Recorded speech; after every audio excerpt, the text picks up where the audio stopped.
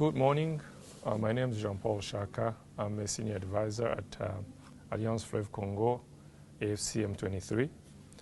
Today, in the margin of the first session of the UN Human Rights Council, I am releasing this statement to the media.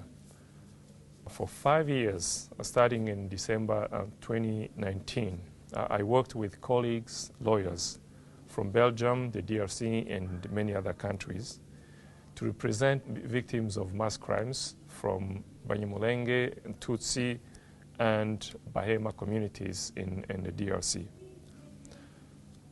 We traveled in different countries to listen to testimonies of victims and survivors. We collected hundreds of hours of testimonies, on basis of which we filed legal complaints in the public prosecutor's office in the DRC and other jurisdictions such as Belgium and the International Criminal Court. To this day, no single case has ever been investigated by the DRC judicial authorities.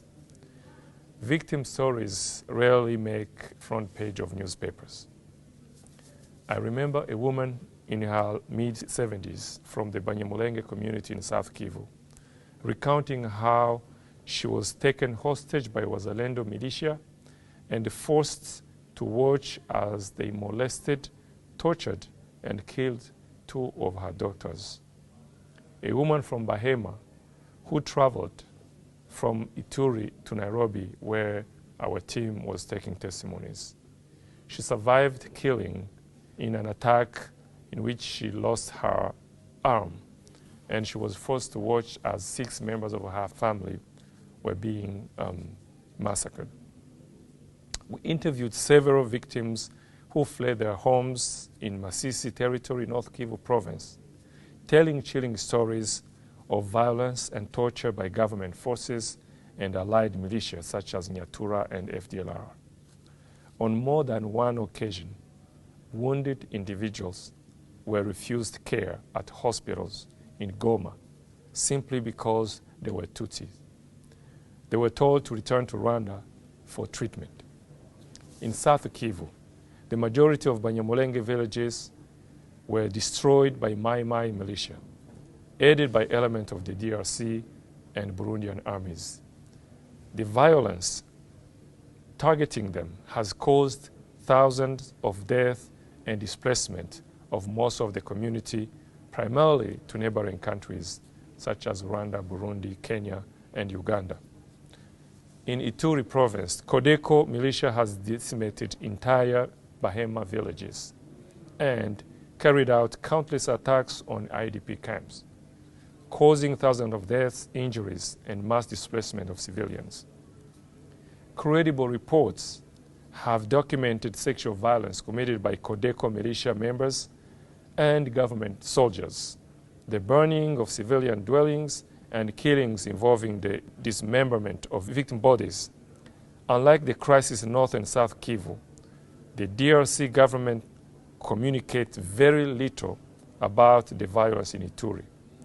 This is because the situation in Ituri, far from the border between DRC and Rwanda, contradicts the government's narrative of blaming Rwanda for every ill in the DRC.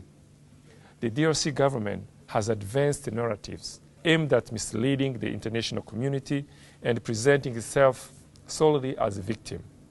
They claim that the DRC is at war because neighboring countries covet its mineral wealth is a constructed narrative designed to attract external sympathy. The reality is that violence in the DRC is fundamentally driven by politically engineered hatred and intolerance against certain ethnic groups, including the Tutsis and Hema. The government of President Tshisekedi has deliberately weaponized existing ethnic tensions and intensified campaign of violence and dehumanization, including through inflammatory hate speech by government officials and journalists targeting Kinyarwanda-speaking Congolese, especially those perceived to be Tutsi, by associating them with Rwanda. Tshisekedi's government has trained, armed, and financed militia groups in Eastern DRC, known for hateful and genocidal ideology. These groups were rebranded as Patriot, Wazalendo in Swahili, and unleashed against communities in Eastern DRC. Alongside government forces, they committed crimes including murder, kidnapping, and destruction of civilian homes, churches, and schools. Tshisekedi has been sending Chinese-made drones far behind front lines in populated areas, causing multiple casualties of civilians and destructions of infrastructure. The media campaign led by Mr. Muyaya, the DRC Minister of Communication, is designed to obscure the truth and silence the voices of victims of the DRC government's actions. However, the truth ultimately prevails. President Tshisekedi bears primary responsibility for the violence and chaos in the DRC. He has prioritized consolidating power and enriching himself and his family at the expense of peace and well-being of Congolese citizens.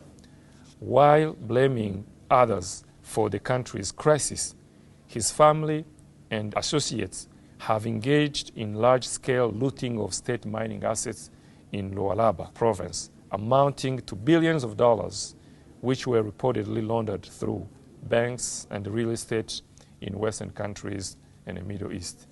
Mr. Tshisekedi is not interested in ending war.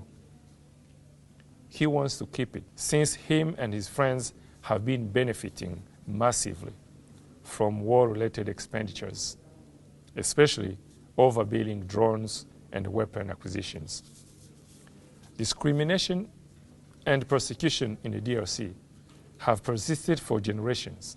Fundamental rights such as the right to life, security, and the right to belonging to one's country have been denied to sections of population solely because of their ethnicity. In any country, such injustice inevitably breeds frustration. Many members of AFC M23 have families who have been living in refugee camps for over 30 years. Not only have they been unable to return to their homes due to persistent insecurity caused by militias such as FDLR in Nyatura, but the DRC government has also questioned the legitimacy of their citizenship. Many current members of AFC M23 forces previously served in the DRC army as respected officers. They left their military career in the National Army when they realized that the country they served turned against them, rejected them, and persecuted their family and relatives. AFC M23 is not the cause of the crisis and the violence in the DRC. It's the consequence of chronic governance failures and a deliberate pattern of treating certain segments of the population as second-class citizens, undeserving of equal rights. AFC M23 advocates for a country where the fundamental rights of all citizens are respected and protected, where discrimination on any ground is not tolerated. AFC M23 seeks the return of all Congolese refugees from neighboring countries, an environment where opportunities are equally accessible to all citizens. I would like to conclude with a few words regarding the UN Human Rights Council. Last year, the Council adopted 2 resolutions establishing a commission of inquiry to investigate alleged violation of international human rights and humanitarian law in the DRC. While AFC M23 supports all genuine efforts to deliver justice to victims and hold perpetrators accountable, we regret that the Commission of Inquiry in its current format falls short of those objectives. A reading of both resolutions, together with the report of the fact-finding mission presented to the Council last September, suggests that the Commission lacks credibility and impartiality.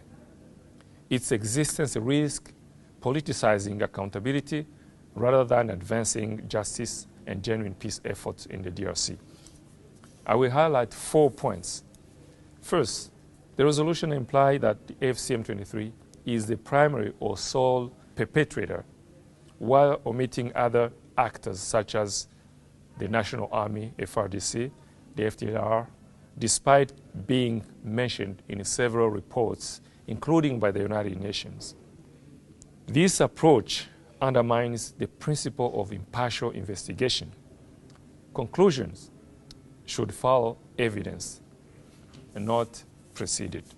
Second, certain allegations in the resolutions rely on inaccurate claims. For example, the preamble of Resolution A/HRC/RES/60/22 alleges the destruction of civilian infrastructure, including schools, hospitals, prison, and prosecutors' offices by AFC M23 members. These claims are untrue, and the responsibility for such destructions lie with the government forces. This is the case of prisoners in Goma and Bukavu, and schools and hospitals in Minembwe and Uvira, recently destroyed by government-supported militias. Third, the Commission's mandate is limited to North Kivu and South Kivu, reinforcing a political narrative that attributes instability solely to AFC M23 and Rwanda, while excluding provinces such as Ituri and Mai-Ndombe, where serious crimes against civilians have also been committed, as documented by UN agencies and human rights organizations. Restricting mandates in this way risk undermining comprehensive accountability. Finally, justice mechanisms perceived as biased do not heal societies. They risk deepening divisions. When resolutions repeat untrue accusations without addressing broader patterns of violence or examining all responsible actors, credibility is weakened, and accountability efforts may be viewed as politicized rather than impartial. AFC M23 remains committed to true and impartial justice for all victims, not politically motivated mechanisms designed to advance interests of certain powerful countries.